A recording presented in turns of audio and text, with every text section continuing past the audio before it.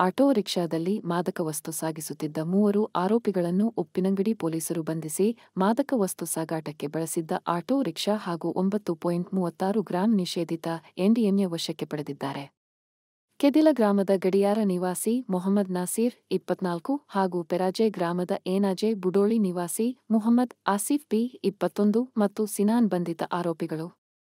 Uppinangady police ಠಾಣಾ ಉಪನಿರೀಕ್ಷಕ Avinash H ಮತ್ತು ಸಿಬ್ಬಂದಿ ಗ್ರಾಮದ ನೆಕ್ಕಿಲಾಡಿ ಜಂಕ್ಷನ್ ಬಳಿ ವಾಹನ ತಪಾಸಣೆ ನಡೆಸುತ್ತಿದ್ದ ಸಂದರ್ಭದಲ್ಲಿ ಆಟೋ ರಿಕ್ಷಾವೊಂದನ್ನು ತಪಾಸಣೆಗೆ ನಿಲ್ಲಿಸಲು ಸೂಚಿಸಿದಾಗ ನಿಲ್ಲದೆ ಮುಂದಕ್ಕೆ ಹೋಗಿ ರಸ್ತೆ ಬದಿ ನಿಲ್ಲಿಸಿ ಚಾಲಕ ಮತ್ತು ಇನ್ನೊಬ್ಬಾತ ಓಡಿ ಪರಾರಿಯಾಗಲು ಯತ್ನಿಸಿದ್ದರು. ಈ ಸಂದರ್ಭ ಪೊಲೀಸರು ಅವರನ್ನು ವಶಕ್ಕೆ ಪಡೆದು ವಿಚಾರಣೆ ನಡೆಸಿದಾಗ ಆಟೋ ರಿಕ್ಷಾದಲ್ಲಿ 18,720 ರು ಮೌಲ್ಯದ 9.36 ಗ್ರಾಂ ನಿಷೇಧಿತ ಎಂಡಿಎಂಎ ಮಾದಕ ವಸ್ತು ಹಾಗೂ 15 ಚಿಕ್ಕ ಚಿಕ್ಕ ಪ್ಲಾಸ್ಟಿಕ್ ಕವರ್ಗಳು ಪತ್ತೆಯಾಗಿವೆ.